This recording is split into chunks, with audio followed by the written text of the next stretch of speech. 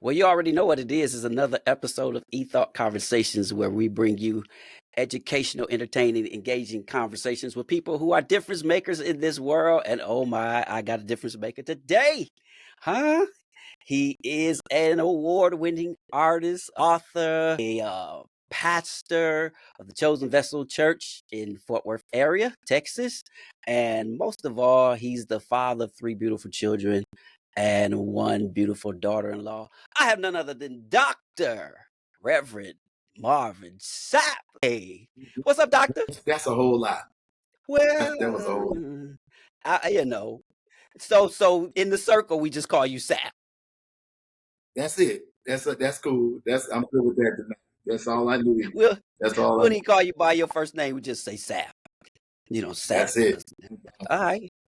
Well, I'm glad to have you here today. I want to get right into our conversation because so much I want to talk about. Number one, I want to talk about transitions. God seems to have a sense of humor when it comes to you being walking along in your life. You're known for Never Would Have Made It, which has how many downloads has Never Would Have Made It have? Where are you at now? Golly, I don't even know. I think the year that it came out, we did like I think like 10 million at first. That's It was like 10 crazy. million. Yeah. That's when everybody was using it as like their ringtone. So we like Yes, a sir. ringtone ring back that would have made it. We did about 10 million. It was crazy. I never imagined that we would have that level of that song would have that level of impact. I mean, because it's I tell people all the time, it's three lines: never would have, never could have, stronger, wiser, better. That's the whole song. So it is that's the song that keeps on giving. That's all I can tell you. It just never stops. I mean, three major hip hop music stars, trap stars. They've sampled it. Yeah. Just recently, Tip sampled it and put it out on his latest single. You have Lil Wayne. You have the likes of my goodness. I can't remember their names. I just remember what I hear every time they call me, and that's cha-ching, cha-ching, cha-ching. So Talking about transitions. Go ahead, yeah. finish. People don't know No, so I that. mean, so Go ahead. what they don't know, No, I'm just saying that there's well, a business side to music. Absolutely, man. I mean, I tell people all the time that the only time it's gospel music business is when you're on stage. When you're not Okay. on stage, it's music business. The same contract that R. Kelly signed, the same contract that Babyface signed, the same contract that whoever you name them, the same contract they signed is the same contract that I had to sign. The only difference is that the numbers are different as it pertains to royalty rates and advances and things of that nature. But the truth of the matter is that it's only gospel music business when you're on stage. So, I've always been the type of individual who has, without question, been on top of that. The Bible declares that in business we're supposed to be men. And when it talks about in business being men, it's specifically dealing with the whole concept and aspect of being studious. It talks about how you got to know what it is that you say that you're about. And I think that the reason why so many artists in the gospel music arena or in the gospel music genre, the reason why they struggle is because they're so focused on the anointing and they're so focused on the gift that they don't take time to read so that they can understand the business that they're in to create longevity.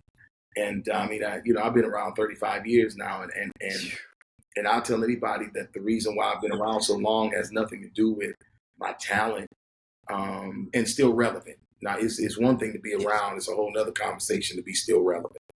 And our relevancy is based upon our ability to navigate in the business practices of the music business.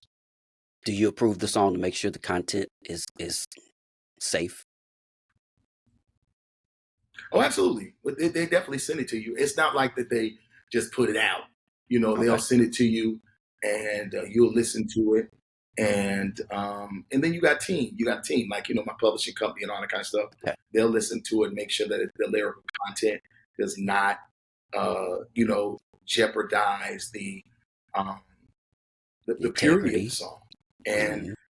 and the integrity of the song. And honestly, for the most part, you know, because like the DJ Khaled's, because Yeezy, because um, uh, you know, all of these different individuals, they really, really enjoy what we do. And even before they put it out, they'll let you know in advance, you know, we have a conversation. I talk to them all, and in that conversation is always like, you'll never understand how your music is blessed me. Wow. The conversation I had with Khaled, actually when I was in Atlanta, was probably one of the most amazing conversations, simply because, DJ Khaled is a Muslim. And the Yes. fact that he, talked about how my music has really impacted him, and the song that he actually sampled my music on is about his son. It was just an amazing thing. And then, that song, I mean, that record went like quadruple platinum, went platinum 4 times. So I mean, like, God's been great, man. He's been great. And the blessing of it is that I never had to, for the sake of a better word, I never had to change who I was, because, Yeah. they embraced me for who I am. And that's just cool, bro. That's cool. That's strong. That's strong. And back to my original point, we're talking about transitions. People Yeah. don't know, or they may know, that song was birthed out of pain. Most times your most popular position comes out of pain. You lost your mentors, Craig Tyson, your dad, Bishop William Yep. Abney. And Yep. so then Never Would Have Made It was birthed out In of that 90 days, bro. in 90 Yep. days. In 90 days. Okay. 90 days. I lost, the first person that passed was my dad. Then the next person was L. Craig Tyson. And then the last person was Bishop Abney. And they all transitioned in 90 days. And the Sunday, really kind of like after all of that happened, me thinking I was going to be strong enough to preach, I ended up coming to church, putting on my black robe and standing up there broken and couldn't preach a word. And I just started singing those words. I never would have made it. I never could have made it. I'd have lost it all. But now I realize after this, I'm going to be stronger. I'm going to be wiser. I'm going to be better. And I tell people all the time the story that the only reason why people heard that song is because I had a nagging wife.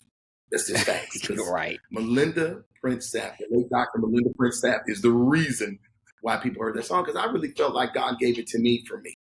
That it was just something that I was singing around the house that was therapeutic, that was helping me get through, one of the most difficult and rough seasons of my life, and not knowing that it was going to be a transcendent song. I mean, like, and that song's 18 years old. It's just, That's it's hard to crazy. believe, and it's still like, I tell people, it's 18 years old. I tell people all the time, it's amazing that at one point it was the hottest song in the church. Now it's one of the hottest songs in the club, and it's 18 years later. It's just amazing. It's just amazing. So then that success comes. Then Melinda gets sick. So she really never gets to Yeah. experience the pinnacle of of that song. And then God has a sense of humor. Wow. You finally pull it together. You got just your church is booming, your life is stable, your kids are grown, and then God say, "Hey, move to Texas." How do you manage all these transitions? Well, listen, I'm gonna tell you, that was the weirdest season of my life, because I knew God was up to something, but I didn't know exactly what He was up to. And I received a prophetic word from Bishop Neil Clarence Ellis. I'll never forget it. We were sitting at a dinner table after just having our bishop board meeting in Nassau, Bahamas. And he looked at me, just after we was talking about everything. We weren't even talking about church. And he looked at me and said, "The Spirit of the Lord just spoke to me, told me to tell you to go home and get your business together, because you're leaving Grand Rapids." Wow. And I just looked at him, and he said, "Did you hear what I said? You're leaving Grand Rapids." And I didn't know Did you have a Bishop Ellis desire could to be a ever leave? prophetic gift like that. Okay. Heck no, I was about to burn the mortgage on my church. I was All right. just about to be in a position now. Man, we was see. I announced, this is what ended up happening. I burned the mortgage at my church, and Mhm. I announced the new pastor the same day. So I wasn't trying to leave. I was trying to stay. I was finally about to get paid. That's how I looked at it. I was like, oh man, I've been pastoring for free for 16 years. It's finally my time, to get a salary from my church Right. because we had paid off everything. And a lot of people didn't know we had, like, let's see, 4 campuses at that particular Mm-hmm. point in time. We had a campus in Grand Rapids, 2 campuses in Grand Rapids. Actually had 5, I think. Had 2 campuses in Grand Rapids, had 2 campuses in Battle Creek, had another campus in Muskegon. I was pastoring 2 churches. So I was in a great space with everything about being paid for. And I'm thinking, finally, I can, finally rest and, get a paycheck. Yeah. That's what I'm thinking about, get a paycheck. And God said, okay, I need you to move. And I called a friend of mine and said, hey man, is Neil accurate in his prophetic? He said, oh man, I don't know him to miss. And I was like, I Wow. think he might have just missed God on this time because, this ain't it. I'm good. Yeah, I'm great now. I'm like this. I'm about to win. But you Right. know what happens, man? I'm gonna say this. I want people to understand that preachers, we preach and we teach to trust God, but at the same token, we fleece Him. So I asked God, it's okay, God, if this is really you, do this. And if you do this, okay, I know it's you. And He did it.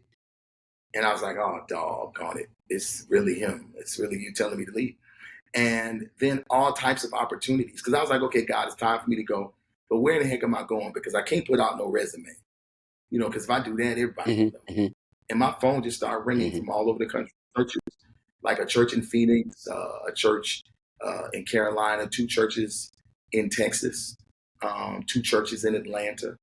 They just called me and asked me about would I ever consider leaving, and they wanted me to consider being their pastor. And I sought the Lord and I settled on Fort Worth. And the reason why I settled on Fort Worth, and a lot of people think that I settled on Fort Worth because Fort Worth was a mega church. A lot of people don't know that the pastor that I took over for, Richard E. Young, was very sick for at least 4 years. The membership had really dwindled to about 100 members, maybe. The average age was 70. There was no real youth department anymore. And that's where God released me to go. And I was like, man, one of the churches in Atlanta was a mega situation. One of the other church was a possible mega situation.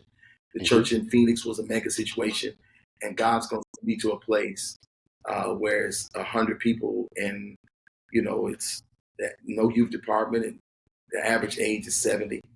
And I'm like, God, you do have a funny sense of humor.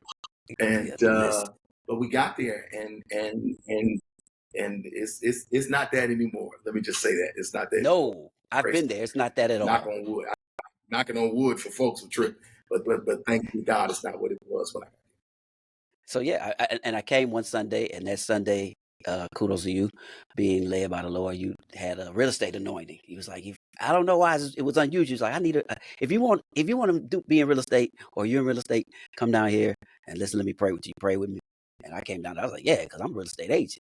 And man, now I'm experiencing my first flip, and I saw you doing a flip as well. Congratulations on that. How's that going? Because people don't know you can preach and do business. Yeah, and see, that's what I've always done. So it's not like it's a new thing for me. I still own tons of real estate in the state of Michigan, and I own real estate in the state of Alabama. I own real estate in the state of Florida. I own real estate in the state of Texas. Okay. Not only residential, but commercial as well. So I believe in it. And I believe in multiple streams of income, because I like my lifestyle and I want to maintain it.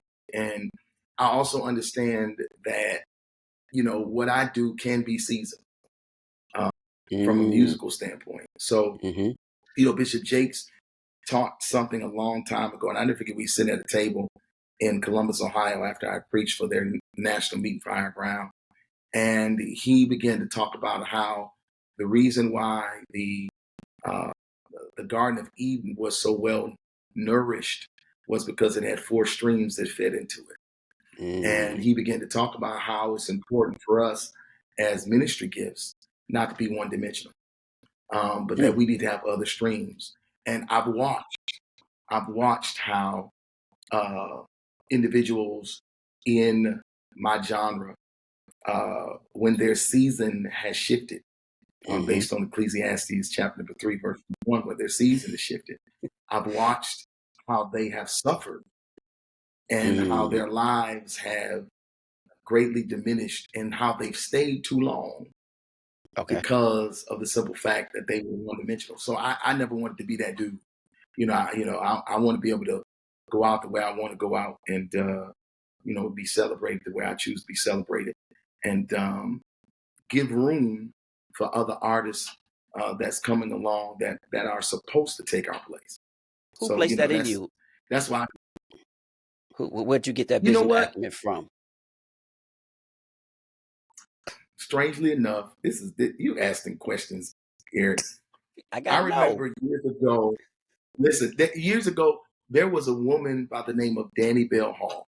Yes, with Andre Danny Crouch Bell and Hall Disciples. was Disciples. One of the most amazing gifts. Phenomenal songwriter. Everybody, if you know anything about Danny Bell, you know she wrote Ordinary People. God uses ordinary people. Uses people.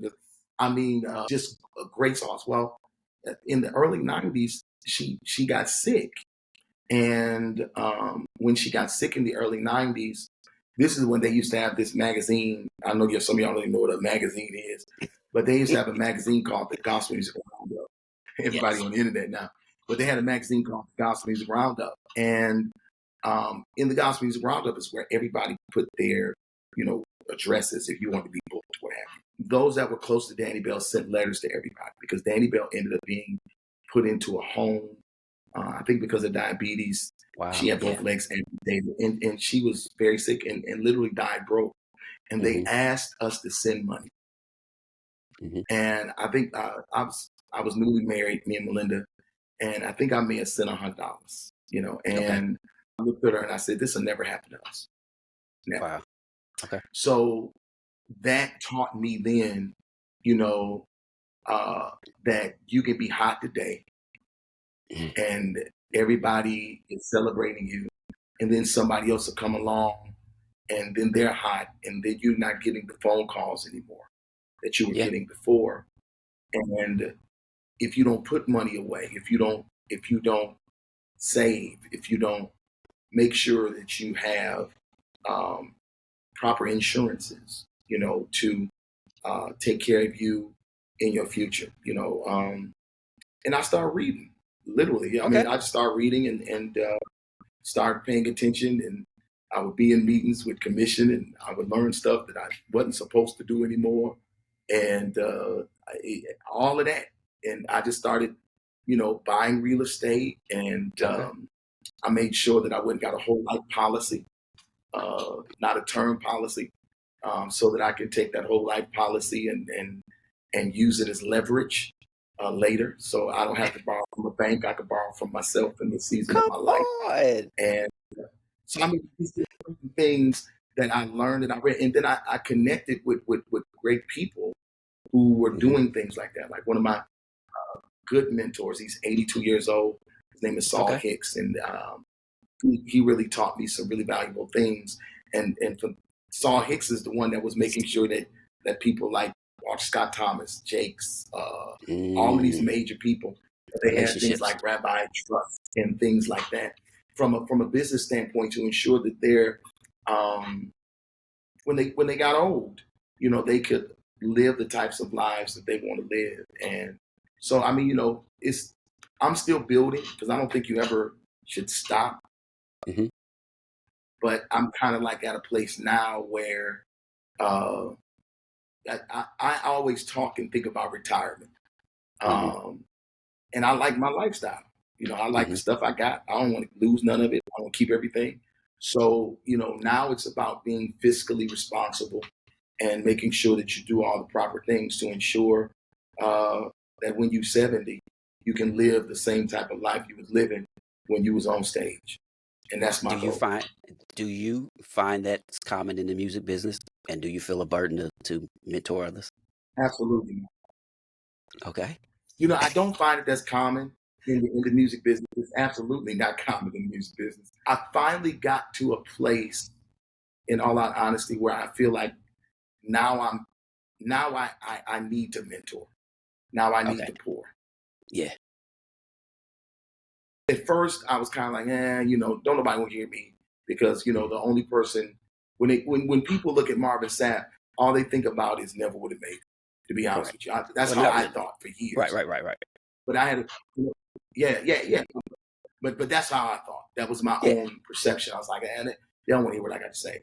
But now I kind of feel like, with all of the successes, I had a preacher friend of mine came to me and said, as a matter of fact, you said, Marvin, you said, man, Sapp, ain't nobody gone through what you've gone through, endured what you've endured, and really accomplished, what you have accomplished. Name an artist that has done it. And I sat back, I said, I don't know of any. I don't know of any that have, went through the storms I've gone through, that successfully took a church that was started a church, left it successful, debt free, with 6 figures in the bank, took over a church that was struggling, took it from 100 people to over 2,000 on roll, active 1,000 members in less than 5 years in COVID. And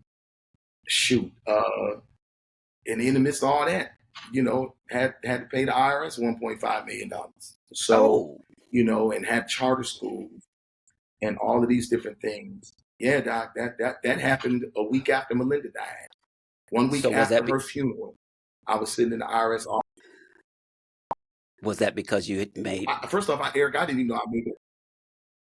I didn't know how. I had no clue I made that kind of money. Okay. I'm serious.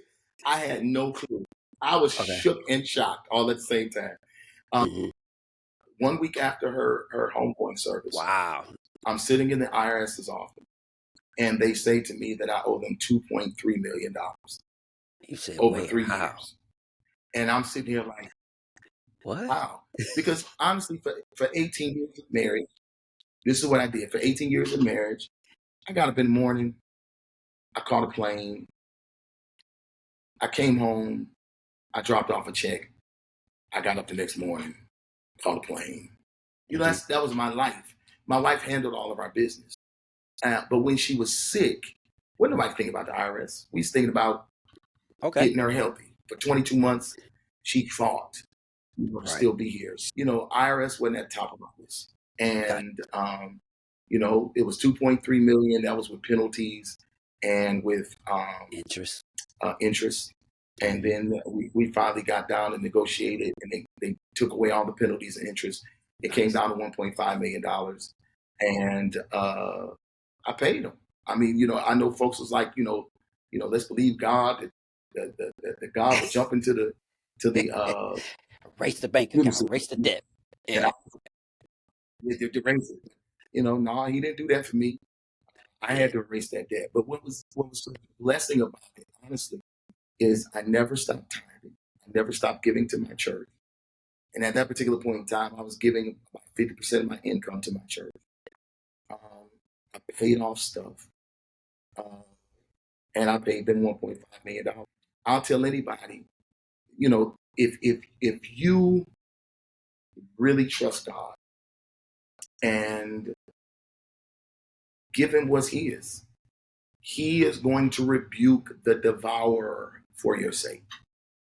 I don't care what nobody say. I don't care what nobody say. I don't know if I should tithe. Okay. I'm telling you right now that when you sow seed, you'll reap harvest. And I'm a living witness. I lost nothing. I didn't lose a house. I didn't lose a car. I didn't go to jail. And I paid the government $1.5 million over 3 years.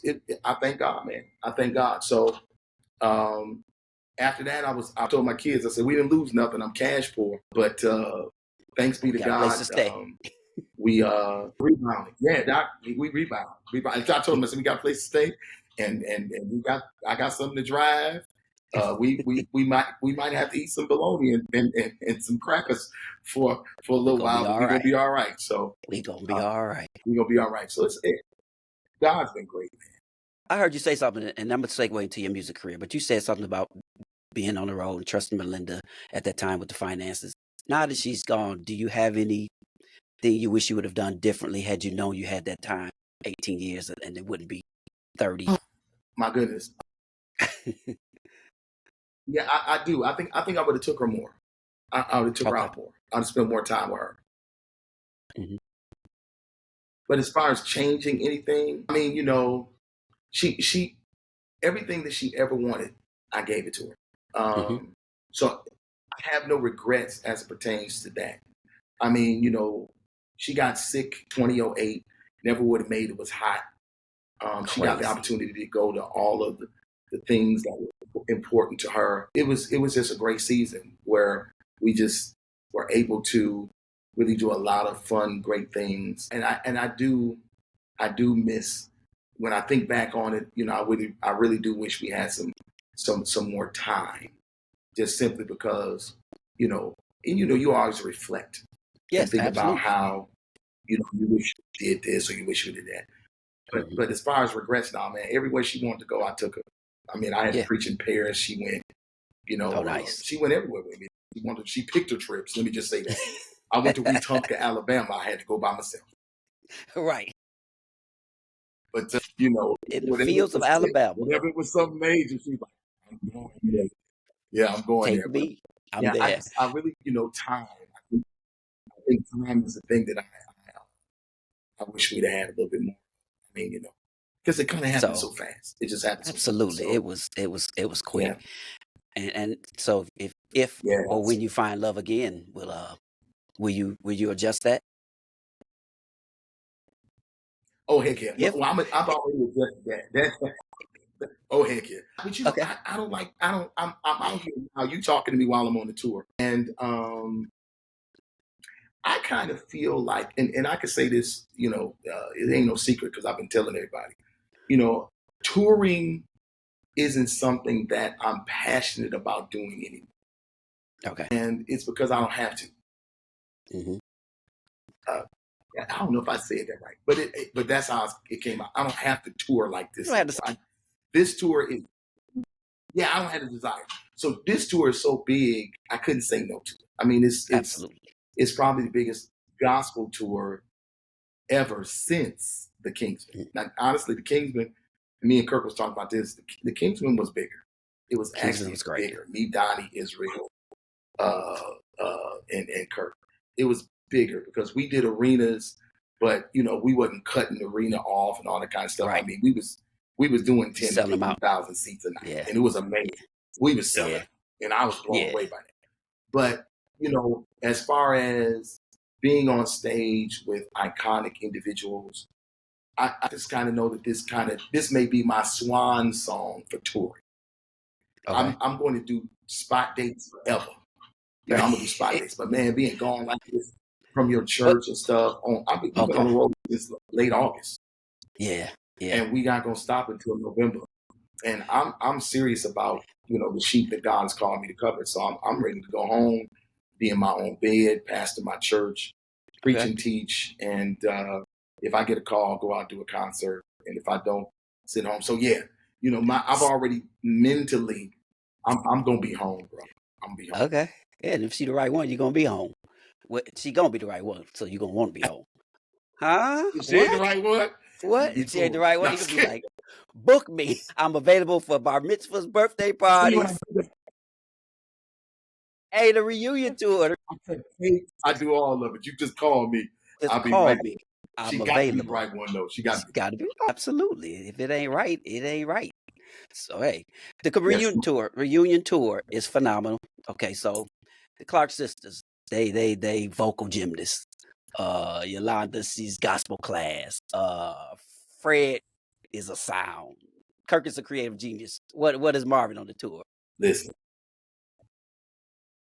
But your set was fire. Marvin's on the tour. He's the, let me think. What would I say Marvin Sapp is on the tour? Yeah, who's Marvin Marvin on the Sapp is tour?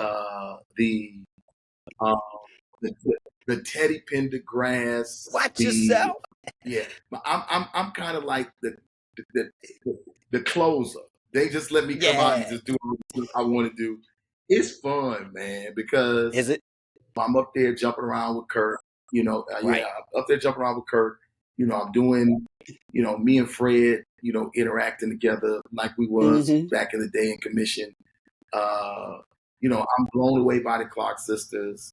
Yeah. Thinking about songs that they're singing when I, was growing up.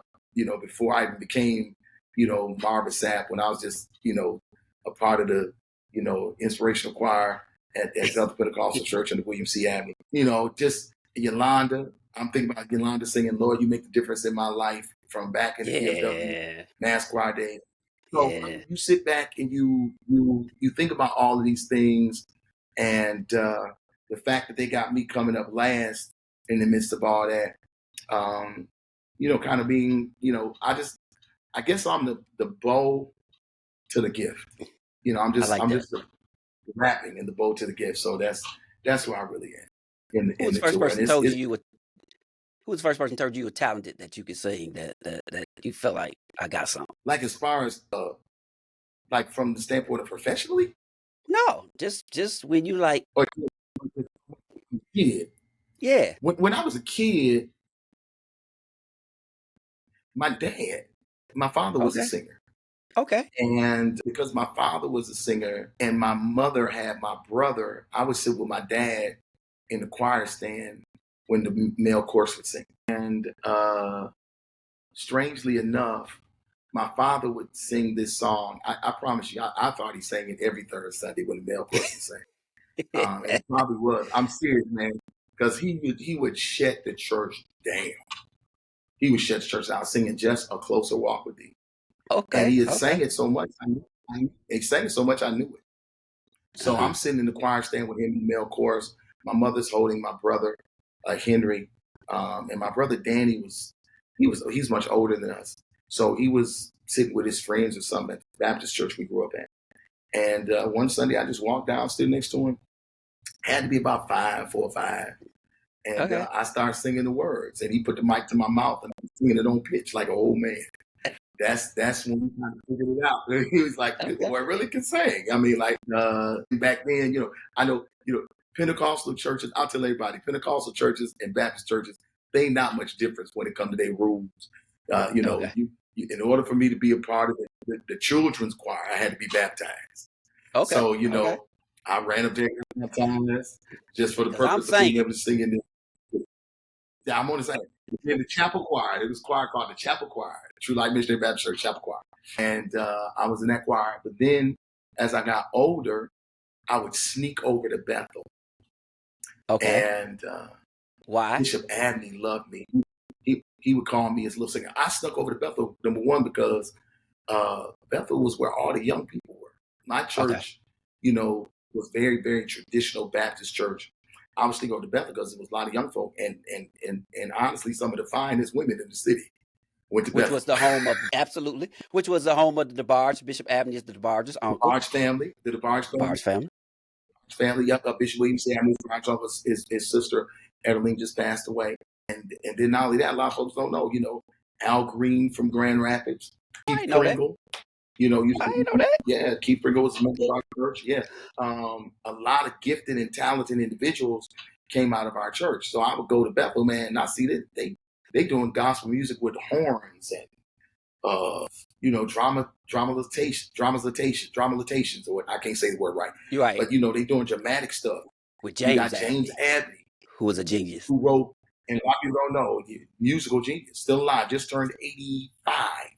Yeah, and a lot of folks sing his song. Back then, they didn't really know, anything about how to do publishing, but everybody sing Genesis, Genesis, Genesis, Genesis. In the beginning, God created heaven. That's James Abney.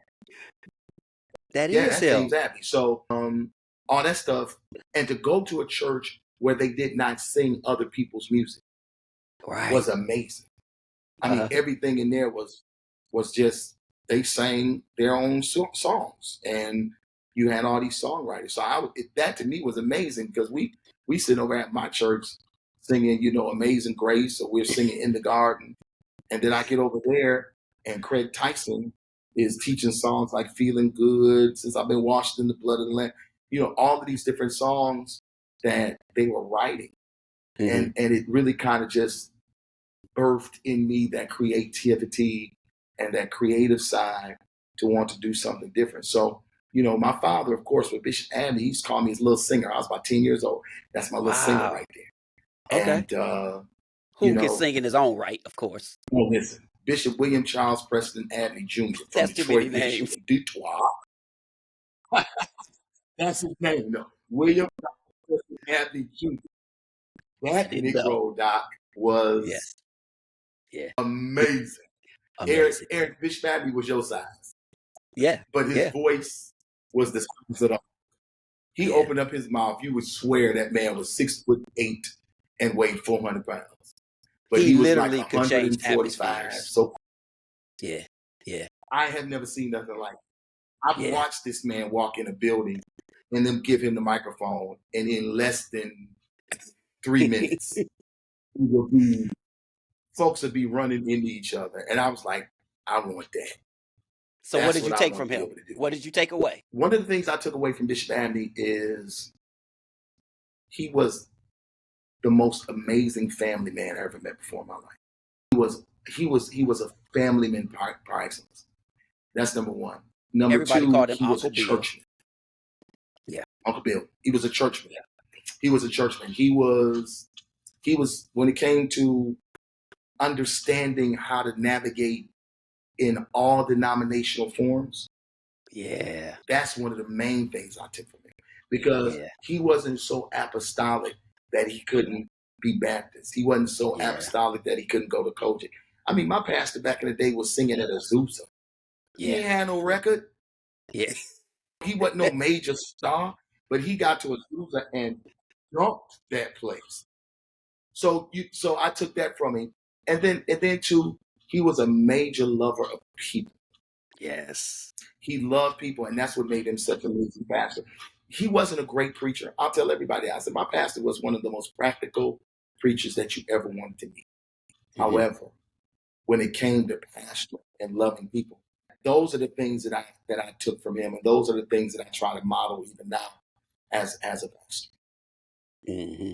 So then life progresses. Commission comes along. You become the Johnny Gill of commission, and so you my love is the way. That's my go-to. Whenever I need a up, that love is the way. You wore that out. But so you on stage now with Fred. Are we gonna see a commission reunion? See another reunion? Seems like we in the middle of a little controversy, conflict. And where is Sapp? Where is Sapp in this? You've been neutral. We ain't heard from you. You might be the piece to pull it all together. Where's Sapp? Right. Where's Sapp? And we know what? I struggle. Hey man, listen, Eric, I struggle with all of that. And let me tell you why I struggle with it. I struggle with it because I think sometimes what we do is we major in minors as people. And I kind of feel that is what's been going on. I mean, commission started in 1982. It is 2024. The group started 42 years ago. I don't know if it's necessarily important to our listening audience that, you know, we have the story foundationally of how the group started. They don't care. All they want to hear and all they want to see is the individuals that made impact, that literally made impact in their lives through the songs that they sang. And I think that because older men can become emotional too, and because we don't respect each other like we should. Okay. And then not only that, but you know, everybody's contribution is not recognized nor celebrated, no matter how big or small. I kind of think sometimes those issues muddy the water. And I ain't got no dog in this fight. I'm gonna be honest with you. God's been great to me. My career has been successful outside of commission. So, you know, you got this group from commission over here. You got this group from commission over here. You got this group of fellas that then put an album out.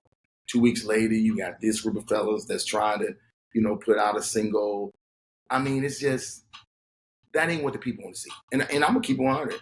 I am an individual who was a member of commission, who came into commission after growing up listening to commission. And as a groupie who is in the group, I don't want to hear their new music. I'm just gonna be honest.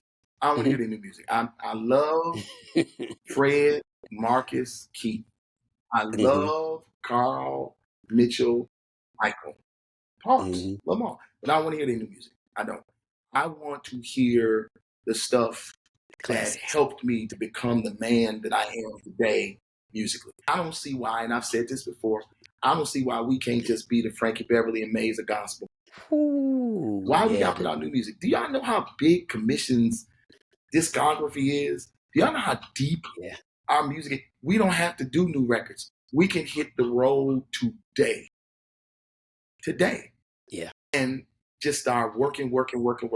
But, you know, it's going to take some real humility on all sides and the letting go of stuff on all sides in order for that to happen.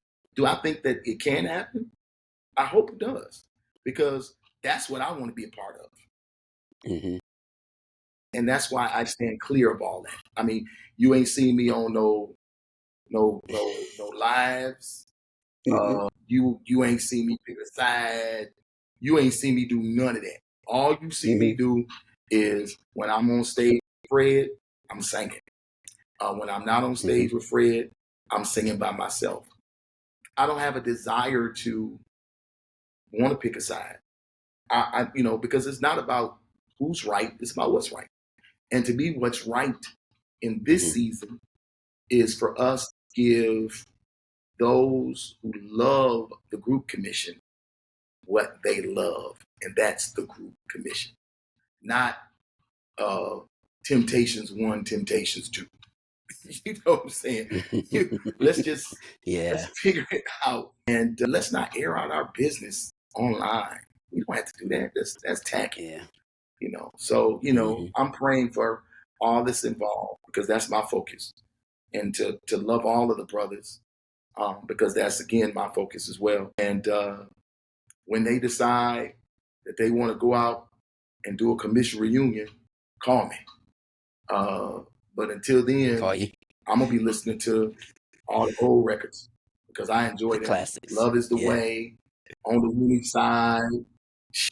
Man, are you kidding me? Number 7. Yeah, them songs. What? They're replaceable. What? Yeah. Will you be? I'm going back. It's to timeless. that. This new It's stuff, timeless. y'all. It's timeless. It's timeless. And this, you can't recreate the wheel. Now, I'm not saying that what they're doing now may not be nice. I'm not saying it. It may be nice. It may be impactful. It may have something. But that's not what a true commission fan. Eric, you know this story. I opened up for Commission's first concert in Grand Rapids, Michigan, 1982 at 16. The first concert they did, I was the opening act. Yeah. 6 years later, isn't that crazy? I become a member of a group that I grew to. I become a member of a group that I grew up listening to. Yeah. They lent their platform to me to allow me to become the person that I am today. Did you feel you were ready? Say it again. When they called? Did you feel like you were ready when they called? No, man. See, at that point, I was traveling as a preacher, so I gave up on the music piece. I was doing revivals by that time, and traveling as a preacher in the Pentecostal assemblies of the world. So I was an evangelist. So music was not my passion no more. I was in the book at that point, and I didn't necessarily feel like I was ready. I think what kind of helped was they gave me space to be me. I didn't have to be Keith. They allowed me to come in and legitimately be Marvin Sapp, that young, energetic, young preacher that was jumping all over the stage and singing and things of that nature. So because they let me be Marvin, it made it easy for me to come in and do what I needed to do. All of them. I mean, from Mike to Keith to Carl. I mean, Mike to Carl, Mitchell, Fred, Max Frank at that particular point in time. They let us come in and just be ourselves. So that was really cool. Hey, and now you went viral. You and Kurt have gone viral, jumping around on the stage, and I love it. You know. I had to lose weight. I had to lose weight when I got the call. Listen, when I got the call to do this tour, this is facts. 310 Uh pounds. huh. When I got the call to do the tour, I was Okay. 310. And I was like, there's no way possible I'm gonna be able to go on this tour and be 310 pounds. I can't do it. So I went and met with my doctor. He put me on, gave me a nutritionist, started eating a Mediterranean diet, working out. And this, I found out in January I was going to be on the tour. When I hit the tour in August, I had dropped around 50 pounds, about 50 pounds. And Wow. I was like, okay, so I'm in good shape to be able to do what I'm doing. I still got another, I think I got another maybe 15 to go, because you lose too much weight in the kingdom, they start thinking stuff. So I Something got wrong another with like you. 15 pounds I need to drop, but there's something wrong with you. Y'all was working it. Kurt Y'all was know, doing it, y'all don't James. know You was that. coming. Yeah, Yeah, right. I was trying to It give it was to him. I great. was It trying to was give it great. back to him. You But was we right having there. fun, man. You We was. having You was fun like, out here. take this, Kurt. Man, as we should in the kingdom. You know, you see the Man, negativity, we and it's going like, come viral. on, We y'all, love it. grow up.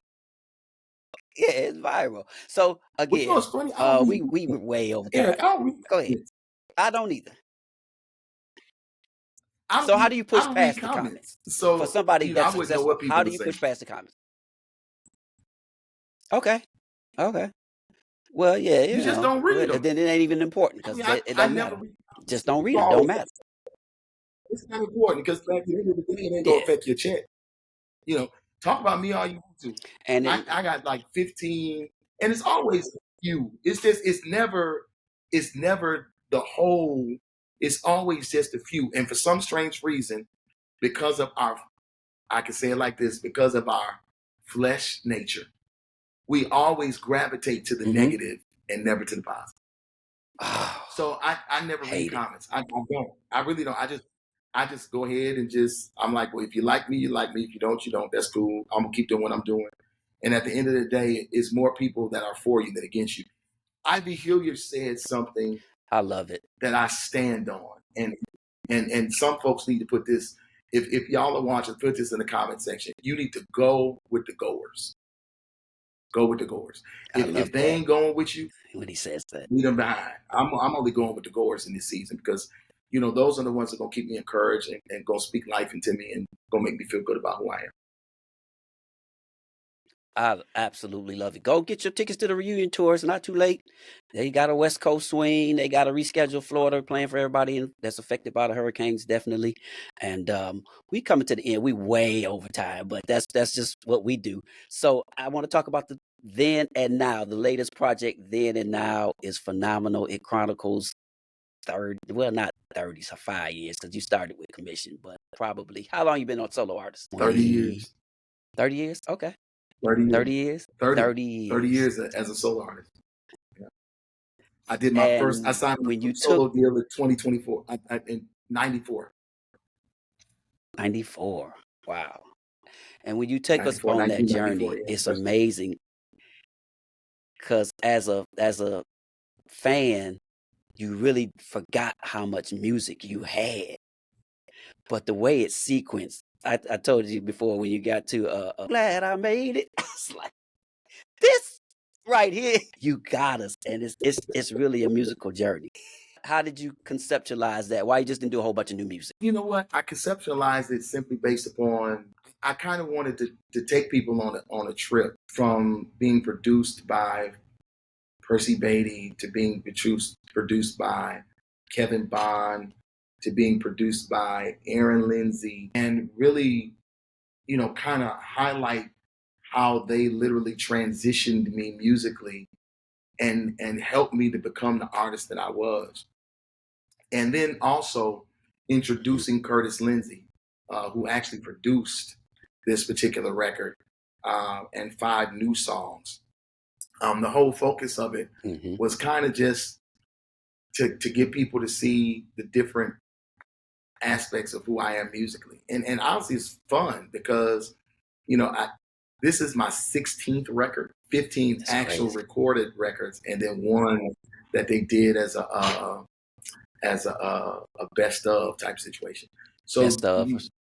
I never thought that I would have done 16 records in 30 years, and you know, it's a lot. And I started listening to some of my music from the past, songs that I saw. I forgot I even recorded this song, and I was like, shoot, I need to put this one on when I start traveling again or something like that. And so I think for people that don't have it, I want to invite them to get it because I think it will bless them. They can download it. It's on all digital platforms. I think it'll be a great blessing. Yeah, then and now it's a good record. I really do. I mean, it's over 20 songs, so if you got time to sit and listen, it'll be a blessing to you. Mm-hmm. It will. And so then at the end, you kind of took us in another little direction, another side of Marvin Sapp. You got a song, gave us a snippet called Free Falling. What? I was tickled though the way you had to set it up. Like, nah, I'm not going R&B. I'm just a man that God loves. Man, I love it. You know me, I love it. Let me tell you what I did. Explain to I people. record. So for years, people have always asked me the dumbest question. And the dumbest question: have I ever thought about singing R&B music? My mother, at the age of 10, and I'm gonna end after this because my computer's about to go out. But at the age of 10, my mother made me make a decision. At 10 years old, on a Sunday morning, my mother made me decide either I was gonna sing in the church, or I was gonna sing in the world. I couldn't do both, and I chose at 10 to sing gospel music. I can honestly tell you, I can count on both hands how many times I've sang R&B in my life. So because I get the questions so much, I decided to do an EP. It comes out on Valentine's Day, and the EP is called "If I Was an R&B Singer." And I did 4 songs that was written by my son and another young gentleman named Colton. They wrote these 4 songs for me. And we went in my recording studio that I have, and we recorded them. And I mean, it's amazing. I'm shocked the way they came out because, you know, I told them I can't do this. I'm sitting up there telling them, and it's like, just sing, just listen. We're gonna fix it, and we're gonna make it tight. We're gonna make it smooth. And okay. So you know, we just did 4 R&B songs, and they're definitely talking about love, and this is definitely, without question, the first and the last time somebody will ever hear me sing R&B. So when it comes out on Valentine's Day, I want to make sure that everybody and mama know to get it because it's blasphemy. It's not. It's just I ain't singing. I ain't Tank. So let me be clear. We're not doing Tank, but we are singing about love and I mean old school R&B is R&B. You know, before it began to be more sensual. So you know, I'm excited about that just because it's going to give people an opportunity to hear me sing. You know, because I holler all the time. You know, I'm Teddy P hollering at folks. So you know, this time they're gonna get a chance to be more melodic. It's gonna be sweet. Download then and now. You'll get that snippet on there. Look for the reunion tour. What are you on all social media? Official Marvin Sapp. What is it? What's your handle on social media? Official Marvin Sapp page on official Marvin Sapp page on Facebook. Just at Marvin Sapp on Instagram, on X, formerly as Twitter, and Threads at Marvin Sapp. Cool. We out of here. I'm just gonna do first thoughts. Give me the first thing that comes to your mind, and then we out of here. You like morning or evenings? That's easy. Morning. Thanksgiving or Easter? Easter. The new church or the traditional church? Do I got to pick? First thoughts. Because I like a little bit. I'll let you have that. Mary or the Clark sisters? Traditional church. Okay. Mary or the Clark sisters? Absolutely. Boys and Men or New Edition? Clark sisters? That's good. You got to say that. You're on tour. Boys and Men or New Edition? You said who? Boys and Men. Boys and Men. Boys to Men. Fred Hammond. I got you, Boys and Men. Fred Hammond or Marvin Winans? Fred Hammond or Marvin Winans? I love Fred because he brought me to the game, but Marvin Winans is the GOAT. Marvin Winans is the GOAT. That's all I have, man. I just want to get some thoughts first. He is an iconic personality, singer, all of that wrapped up in one. Man, thank you again for coming on eThought Conversations. We're way over time, but I want to thank you for taking time out of your schedule to have a conversation. I hope people enjoyed it as usual. Thank you. I want to leave you with an eThought. The last 6 letters of attraction is action. Whatever your purpose is, whatever you're attracted to, make sure you're taking action. Thank you again, Dr. Sapp. And you've been watching another episode of eThought Conversations. Thank you, bro. Talk to you later. Love you, man. Love you more.